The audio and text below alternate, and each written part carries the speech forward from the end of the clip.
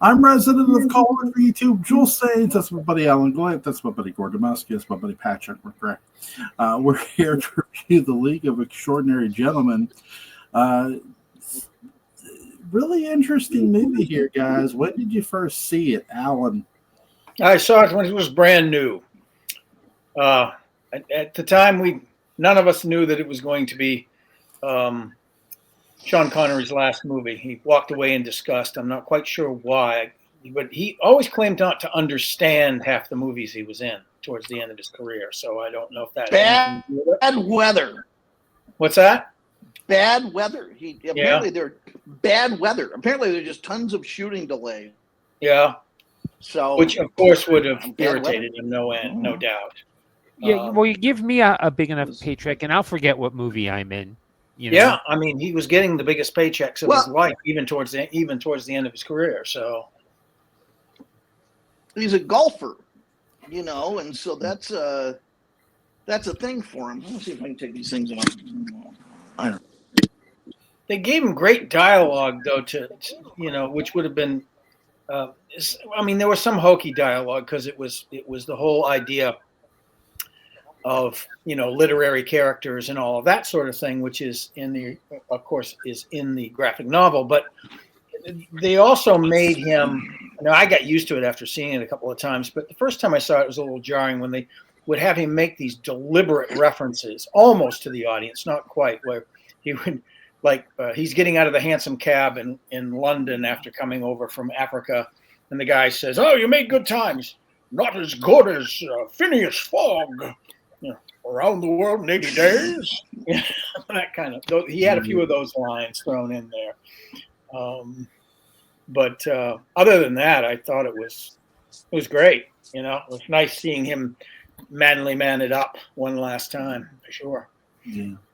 Gordon, when did you see this movie? I saw it when it initially came out on home video, and I hated it.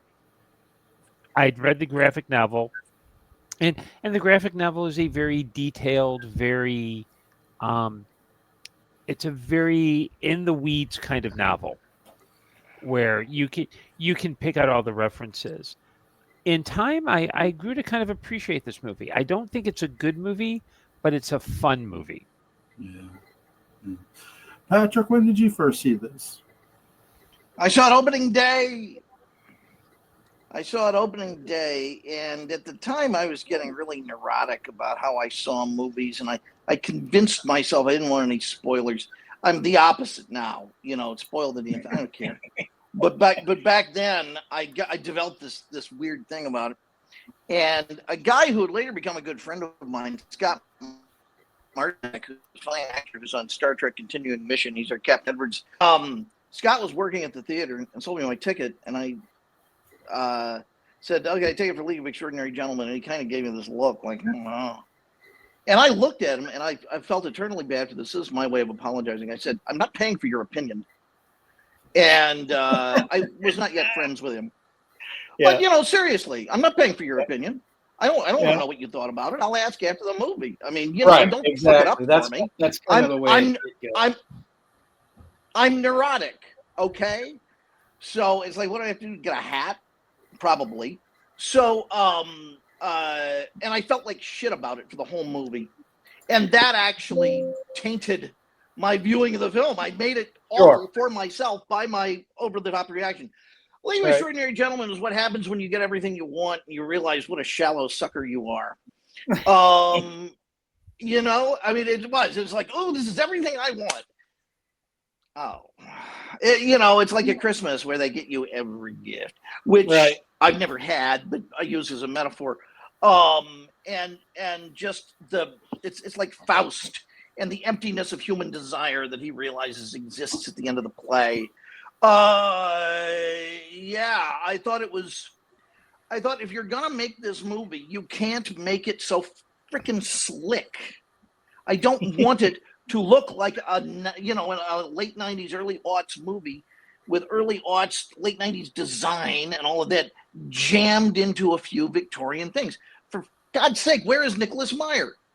Do it authentically. Give me something that feels authentic. Don't give me a Nautilus that could not possibly move through the canals of Venice or Right. any of this. I don't want to fucking hear the word heightened. I don't want to hear the word heightened because the concept is heightened, you assholes. That's the whole concept. That's it. That's the heightened part. Now you take a heightened concept, and to get it right, you just do it. You just do it as straight as possible. It is a very simple alchemy to making these things work. The more outlandish the comedy, the straighter the delivery needs to be. And the same is true for something like this. And what a gem this would have been if it had been done in the spirit of 7% Solution. Or a few of the Private Life scenes, of Sherlock Holmes, a few of the like scenes that. seem to be okay, but you're right. It gets over the top very much, and it's a wink and a nod, like those lines that they give him to say. Yes. So then, which I actually, having worked for Revolutionary Comics and writing these awkward biography comics, I like. I understand the zen of those lines. Right. Now, having said that, movies would become really almost universally so unpredictably terrible. So terrible in a way, as a whole, that no one could really be expected to guess they could possibly be.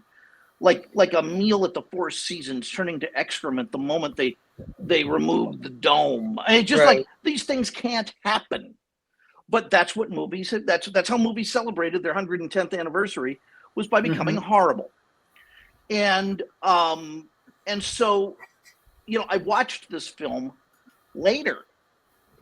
14, 20 years later, however later it was. This was a couple of years ago, on somebody else's cable. I happened to cross it. And I liked it. And by comparison to what movies have become. Yes.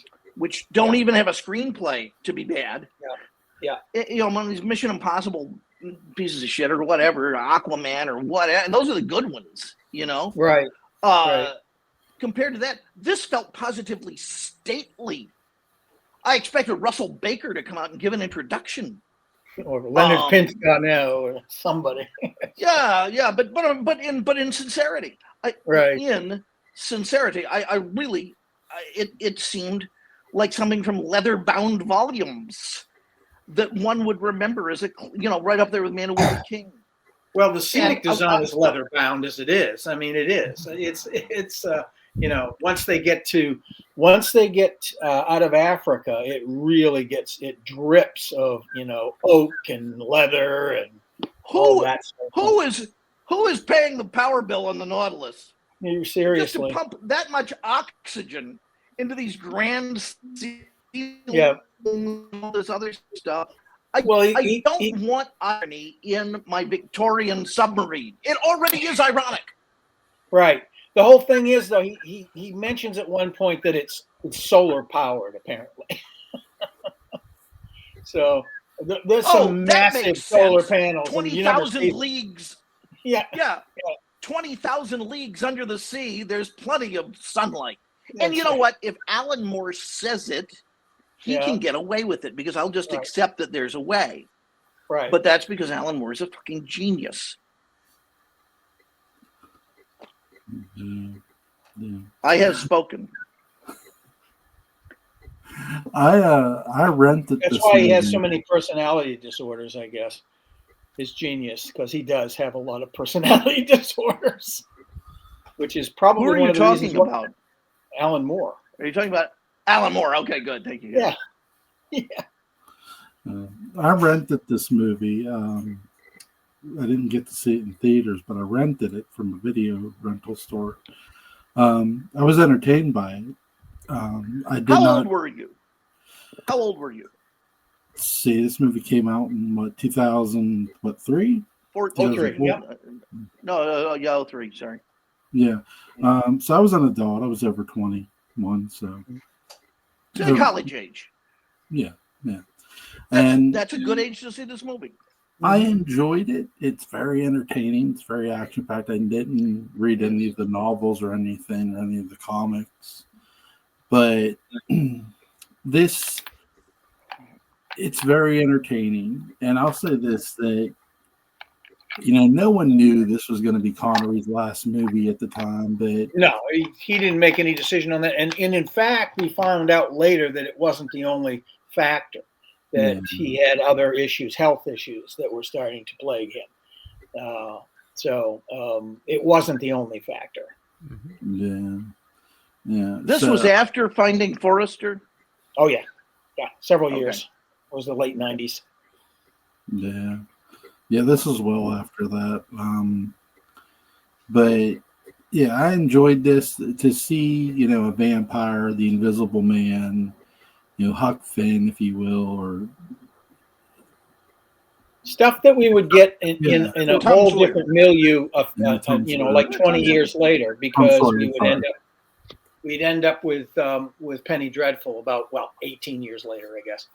Well, and then sort of a great companion to this to sort of watch is the Monster Squad in a lot of ways. That's sort of what it reminded me of almost. It's like without any kids and playing it. But that's what I wouldn't mind a Universal monster movie being done like League of Extraordinary Gentlemen in a way, where it's Dracula. Well, they sort of did that. Yeah, they actually It was Van Helsing. Yeah. Well, and also even in the late 1940s, they started, having the werewolf and Frankenstein and Dracula all in the same movie. They did do that, and it was kind of B-flick by that time, but it was still they made an attempt to do it, and well, they were finally getting it. If you go back and watch Frankenstein Meets the Wolfman, what percentage of the film through do you think the title of the movie makes sense? Right. About 98%. It's in the last minute or two of the movie they finally are there on the screen. Yeah. Yeah, it was a come on to kids. It was, it was the first generation of monster kids that came out of the 40s, Sure. And then we had it big again in the early 60s. But it was kind of a come on to kids, a lot of those movies. And then they went with Abbott and Costello and did all that sort of thing. And the house movies I enjoy. I mean, now that I finally got around to watching them, compared to some of those things, which we have to say the Universal movies are good, but are they all really that good? No, they're not. They're not bad. They're not like Hammer. Some of the Hammer stuff is they're sufficient, but some of them are outstanding. And that's the thing. Yeah, Bride of Frankenstein. The Tower. Maybe the best of all of them, actually. Well, Dracula's pretty good, and supposedly the Spanish-speaking Dracula is even better. So, I think what's even better? The dusty Egyptian version of Dracula, The Mummy, which is basically the same story. Yeah, it is. But it makes sense. Yeah. Kyrus looking for his lost love and all this stuff. Yeah, and all this stuff going on. Yeah. I think what makes Dracula so good is Bela Lugosi, more so than anything else. Well, yeah, he was experienced at playing the role. He had played it on stage for a number of years. I actually got to do that. Now, Jewel, you always told me. I'm sorry, Alan, please. I said I actually got a chance to do that version of the play that he did, the original version of the play that was done in Europe and on Broadway. Played Van Helsing in it, so that was a lot of fun. That's I saw one of my great Victor Buono stories that I always go to has to do with that production. I won't say it again. Mm-hmm. Now, Joel, you say you liked it for Lugosi, but you always told me you were a David Manners man. Is that are you somehow turning your back on your David Manners fandom? No, not at all. Okay, go ahead. But keep in mind, like Alan was saying, Lugosi had played Dracula on stage before he ever did the movie. And I think that really helped, too, the film. Because as a film, is it the greatest thing on earth? No. But Lugosi's performance drives that movie hard. Well, that's not. There's one other. Well, speaking of hard, one other character we need to talk about is Dwight Fry. Yes, Dwight. It's fantastic. Yeah, absolutely. It's one of the great free use performances of all time. It's like, just go ahead and chew everything apart. Do it. Trust yourself. Go. And he does. I mean, it's pretty incredible. And He's it also, channeling Jim Fife. it's perfect because Dracula himself is so very studied and reserved and so on, and he never moves very fast. And Dwight Fry is because he's been imbued with this crazed energy from being touched by the master, and he can't handle it. He can't handle it. It's like some schmo on the street getting screwed by a beauty queen. It just doesn't. It's like, who wouldn't want to be touched by them? Touched by the master. That's right. But it is. It's too much. Michael Landon. Yeah. Oh my God! No, not Michael Landon. I think he touched. He touched many. Okay. So here's my question: was Victor French the Dwight Fry to Michael Landon's Bela Lugosi? No, he was the Willie Loomis. He never quite understood what Willie the hell Loomis was is a going on character at the beginning of every episode. But see, Willie Loomis was never with Dracula, so that's true. Goes out the window. That's true. Joel. I guess Joel, it could be. If you want to bring up Halloween Ends and how bad it is at any time, please do. Well, here's a question about this movie, because Gordon, you read the comic. Talk about Carter Country. So here's my question to you: what is mainly different about the comics compared to this movie? Well, there's a couple of things, and I kind of want to bring in the screenwriter at one point, because I think that he's a secret weapon. In the comics, one key difference is there really is a league that's gone through time. Here it said, oh no, there's no league. We just made it up because blah, blah, blah. Together. Right. The head of the league is a character by the name of Campion Bond, who's suggested to be James Bond's grandfather. Now imagine if in this movie you have Sean Connery approaching someone and they say, hello, my name's Bond, Campion Bond. Yeah. Instead, they decided to do a thing with the guy that puts it together is called M, which is a nod to the 007 movies. Well, here's the other thing. Moriarty does appear in the league as M, but he's not the head of it, because even Moriarty in the graphic novel, it suggested that he's like a government agent who went into deep cover as the Napoleon of crime. And even he at one point says, I'm not sure if I'm a counterintelligence agent who's the Napoleon of crime or the Napoleon of crime who's a counterintelligence agent. Right. It also goes, it's a much different plot because it involves, anti-gravity metal and Fu Manchu and, the things that Patrick discussed in I'll just say this, Patrick. I've told you this advice, and I want you to listen really well. If you want cheap, low-quality meth, you go to Missouri. If you want the good stuff, you go down to Mexico and get the stuff with red phosphorus. The Detroit bust has thrown everything off. It's true.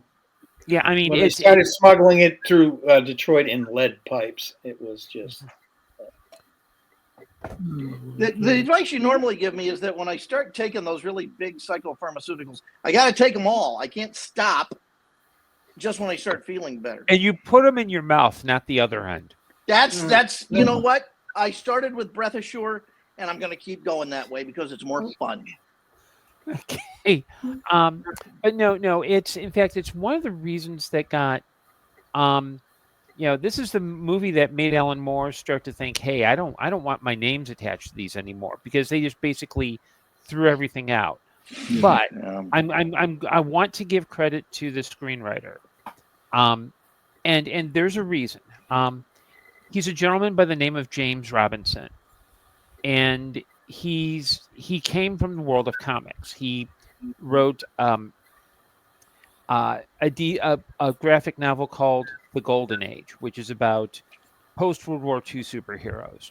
He wrote his masterpiece is Starman, which is about, he brings all these various elements of a character named Starman who were different characters. And there's a very literate quality. He creates this whole world. It's very Dark Shadows in its approach. And I think with this movie, what he brings is a bunch of, that sense of the movie feeling very Victorian.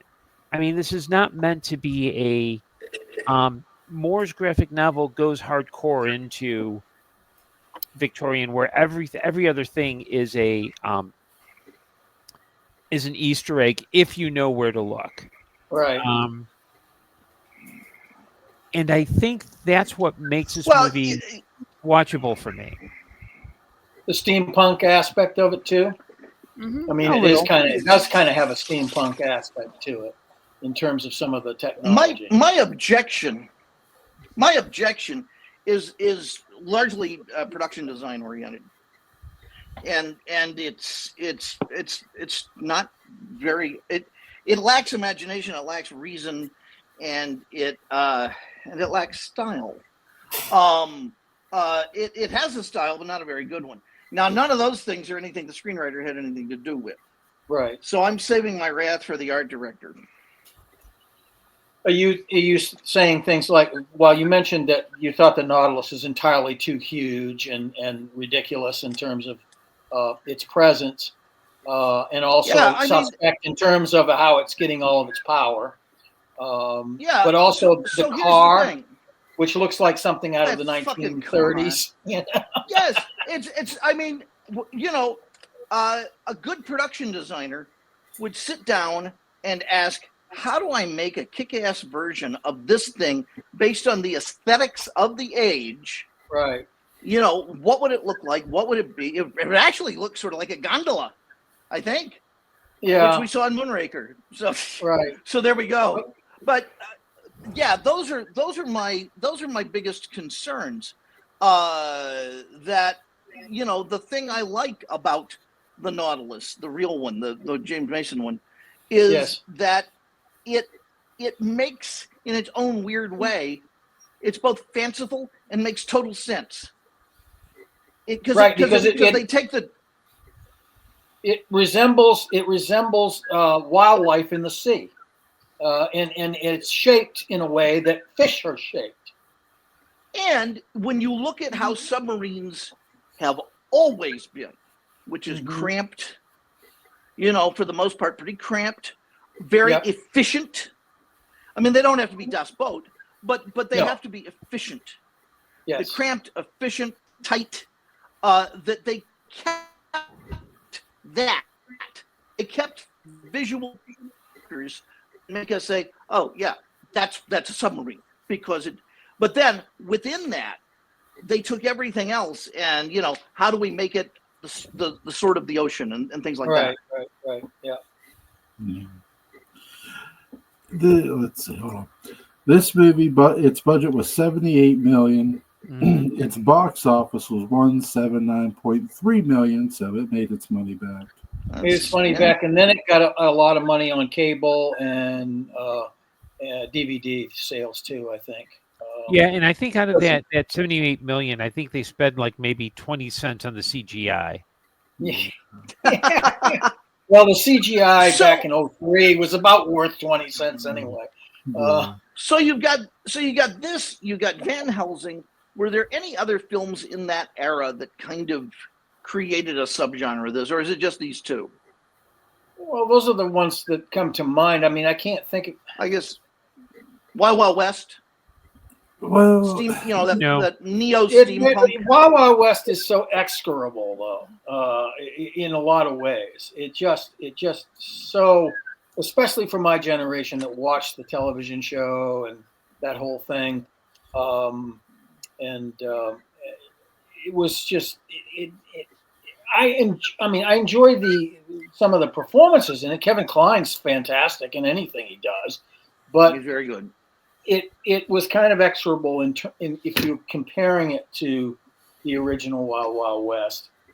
It really wasn't that thing. And then they did they did terrible things with what's his name, the villain, the arch villain. They Kenneth made Branagh him, is yeah, Arliss yeah. Loveless.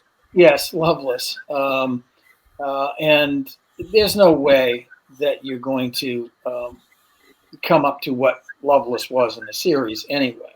You had a really fine, classically trained actor who happened to be a small person, doing that. It's not Kenneth Branagh's fault that he was not born a little person. It isn't. But it's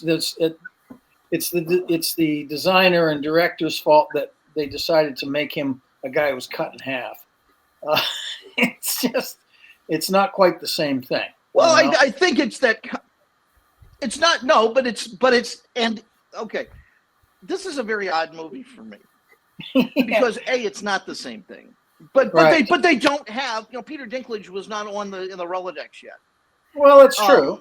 And so I think in the idea of this is an individual who has a lot of baggage because he can't carry any of it, but he can fit in all of it. That's the thing. Everybody has some yellow impurity in their power battery of taste. This movie is mine. Yeah. I can acknowledge that it is bad. Right. And yet somehow enjoy it anyway. Use this as ammo against me. Okay, fine, But because I'll be right there loading the gun, I don't have, and I'm a huge fan of the original TV show. I grew up with it. Mm-hmm. And I like it. I like this movie. I like everything about it. I have a good time. I like the steampunk aspect of it. I don't like all the performances. I don't like the screenplay as well as I should. I have no problem with any of that. And I don't know what is sick and wrong with me that I know. That I have a few hours. Do I have what? A few hours. A few hours, yeah. But seriously, it's one of those things where I can acknowledge it's not good, but I somehow developed an immunity to it. Yeah, maybe it's because I don't know. Maybe it's because of Kevin Kline, because that's my immunity.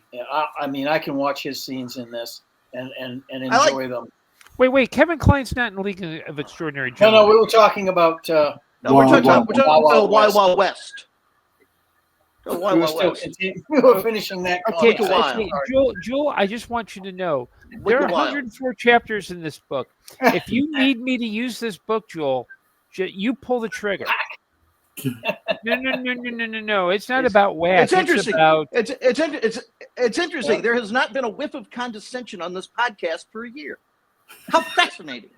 Anyway, let's continue. Well, here's my question though with this movie most of all. And it's sort of weird because again, I didn't see this in theaters or anything. This is sort of pre-Avengers, before the Avengers movies ever happened. Oh yeah. It came out the same year as the first Iron Man, I think. But it is a movie that was very successful. Do you think this movie, maybe Marvel looked at it and said, this is sort of our proof the Avengers can work in a way? No. Okay. Yeah, I think it was too close to what they were already developing the idea of the Avengers before they even put out Iron Man and Thor. So they were already developing something that was going to end up being a full-blown universe leading to the Avengers at that point, I think. So I don't think so. I think it's coincidental. Okay. Yeah. What's some of your favorite moments from this movie, guys? Gordon? Ooh, I think the moments between Quartermain and Tom Sawyer, where he's teaching him how to shoot. It's a father-son thing going on there. Mm-hmm. Yeah. Alan? Well, I like action sequences, but I also like the idea at the end of it it was almost like they were thinking, well, maybe we can do a sequel with, because Alan Quartermain's going to come out of the ground Yeah. at the end of it. So it's kind of that's kind of interesting to me, that whole thing. Like he ends up going back to Africa where he was most at home. But yeah, the father son thing was pretty cool too. And I like the diversity of the characters. The only character I wasn't really overly fond of in terms of that was the Invisible Man. He kind of left me cold. He was a red herring more than anything else. But the rest of the characters I thought were, had some development of one kind or another. I just didn't think he did much. Yeah. I really love the psychology between Dr. Jekyll and Mr. Hyde. Very good.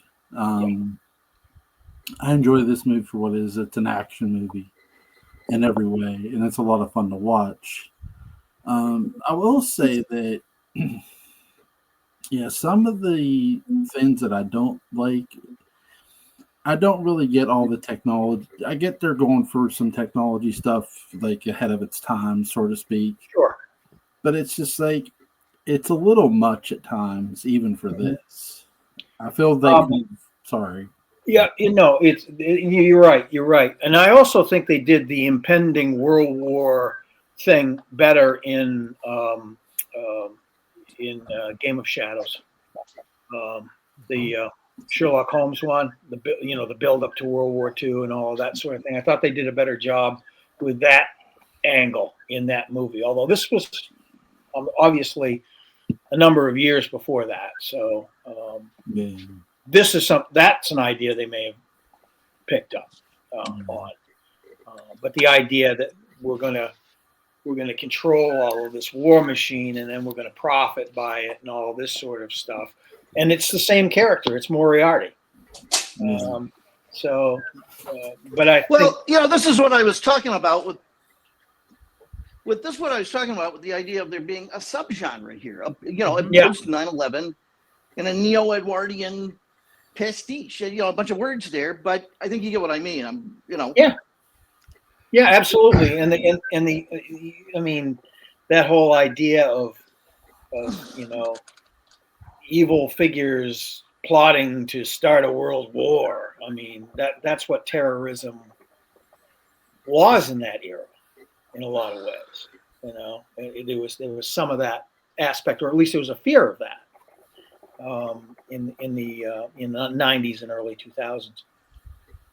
But I thought that was kind of an interesting connection between Game of Shadows and this movie, was the fact that it's Moriarty trying to start a world war and, profit by it, control whatever, power, money, whatever.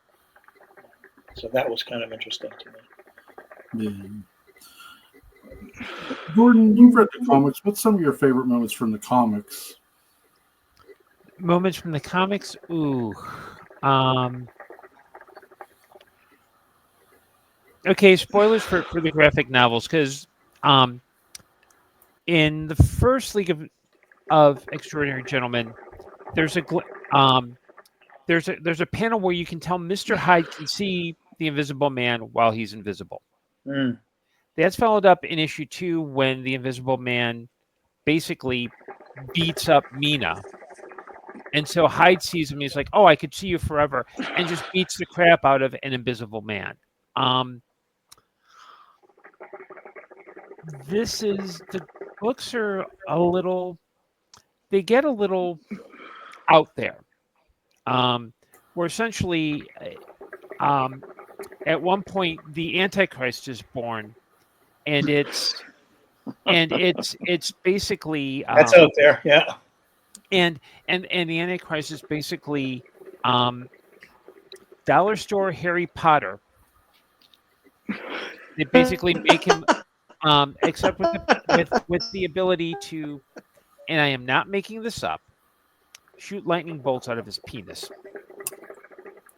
See, this is the genius of Alan Moore. apart. This is why people go far away from some of Alan Moore's stuff when they make movies and television shows. Yeah, But it turned from, I think, Moore's desire to do this kind of neo-Awardian Avengers, for lack of a better term, to I hate modern literature and here's why it's all crap. Da, da, da, da, da. That's right. So I'm gonna defecate on it a little bit here and there. Yeah, sure. The graphic novels also, there's more of an adversarial, and of course they have a chance to develop it, a relationship between these characters at various times. Yeah, and and I think the key is in the novels, in the graphic novels, Mina's the leader, and Quartermain's the drug addict. Right, and Quartermain is in love with Mina, mm-hmm. And he's physically compromised. He's not still robust like he is in the movie. They eventually figure that out. Desiccated. Yeah.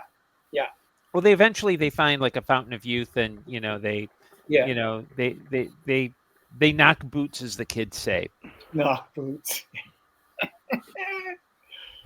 Yeah. He drains more than his blood. Is that what you're trying to say?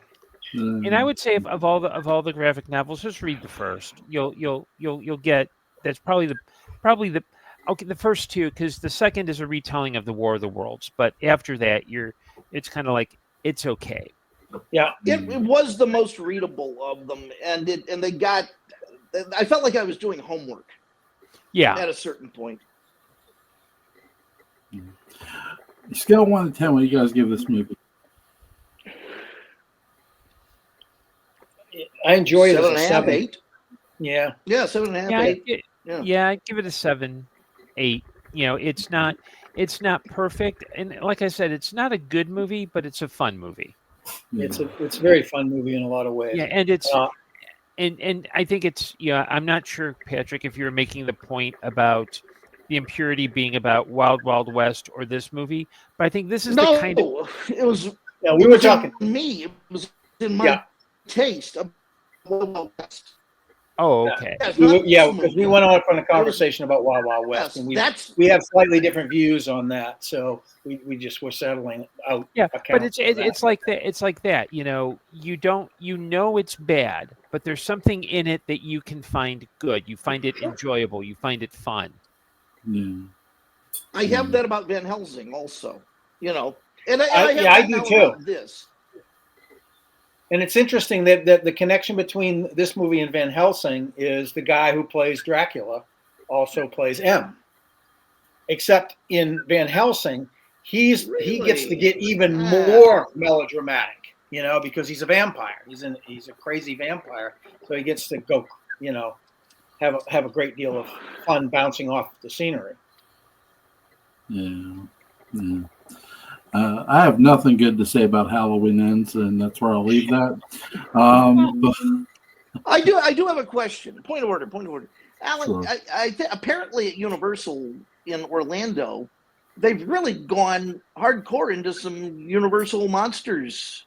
Yeah. They have in the past. It comes and it goes.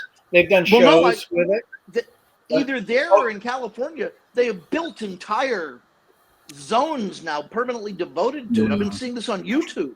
Yeah, they just opened a big Universal mega site, and it's got some of that stuff in it now. But it's brand new. I mean, I have people that are working over at Universal that I know. Okay. So it's Orlando. Nuts. Yeah, it's Orlando. It is Orlando. I mean, they might be doing the same thing in Hollywood. I don't know, but in LA. But it looks good. Everybody that I know that's working over there that auditioned into it, they're super excited, and they had a team member showing first before they opened it officially, and they were just freaking out on the Facebook, having a great old time. Apparently, though, due to licensing, there are no monsters, but there are tons of Una O'Connors. Who knew? Lots of Una O'Connors and Ernest Thessingers. Why not? By God, they deserve their own world.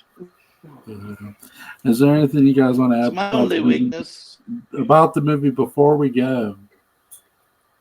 No, I think we all agree it's kind of a lark. It's not the greatest movie in the world, but it's kind of a lark. And it's, again, I have fun with several of the performances.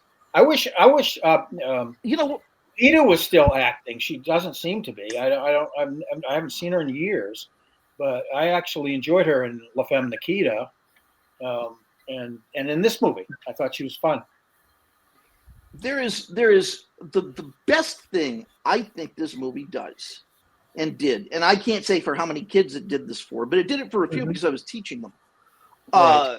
It got them excited and turned on to this world and to this world of literature and these characters, and a number of them went off and read the books. Cool. As a result, that they enjoyed, kind of having fun in this universe. And Gordon, I think that maybe that's some of what you were kind of hinting at in terms of what the screenwriter was working with. Mm-hmm. Was the opportunity to kind of gather these things and celebrate them. Mm-hmm. Yes, whereas I think in the graphic novel. Go ahead. No, you sir. Yeah, I was about to say, and I think that it's one of the things that I think the graphic novels, it's treating these characters and this environment a little too reverently.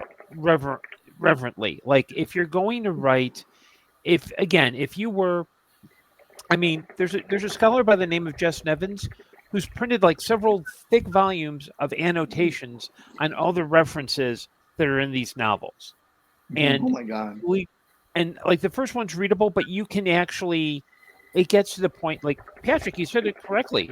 It's like homework. It's like it lives in this world, but when you're reading an adventure story or you're adapting it for film, you don't want it to be grim and gritty and and you want that kind of weird kind of you want that kind of a little bit of gloss to it. You want it to be a little bit of sparkle and wonder. Just sort of a side note, given kind of the visual treat the 1897 storyline on Dark, how influenced do you think they were by Wild Wild West?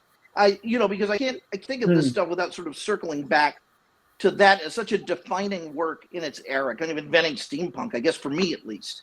Mm-hmm. Yeah. Well, obviously, Cy Tomashoff he's a guy who did his homework. He probably went through all sorts of visual concordances of the period, and has probably had a lot of books on that sort of thing, like most designers do, or at least did in that era before the internet. So yeah, it's all interconnected through its historical roots for sure. So would Quentin have fit into this movie? I know that's leaping interpretations of kind of. Yeah, he's a man of his time, and I think he would be. Patofi would have. Yes, I think Quentin would have been a little nonplussed by the fact that it was technology instead of supernatural stuff. But then again, he would have gotten along great with Nemo because Nemo was a death worshiper. I'm not sure Quentin would fit in this world, only for one reason. He would want to kick Dorian Gray's ass. Oh, definitely. They would have been fighting over me. I do think Quentin would fit in the old Wild Wild West series and the old series for all of you watching. It's free for streaming on Pluto TV. There's an entire channel and it's on demand. So yeah. The way I would do the fight with Dorian Gray and Quentin Collins is this. At a certain point, as they started to go at it, the camera would just tilt over to the two paintings, and you would just see wounds on the paintings happening and healing and happening and healing back and forth with sound effects. Lots of sound effects. Dueling portraits. Yes, definitely. Nice. Very, very nice. All right, guys, this has been a fun discussion. Happen Letter tomorrow night, right? So we're doing Happen Letter. Right, and we're doing that's episode 2, correct? Yes. Yes. Okay. Yes. Okay, and I think we're going to have to pay for that. Gordon, I apologize. I lost it, and I apologize. That was unkind of me. I'm sorry. Apology accepted. Okay. Link to Patrick McCray's Dark Shadows Daybook of Balance is going to be in the description box. Link to Gordon Dymowski's Amazon page is going to be in the description box.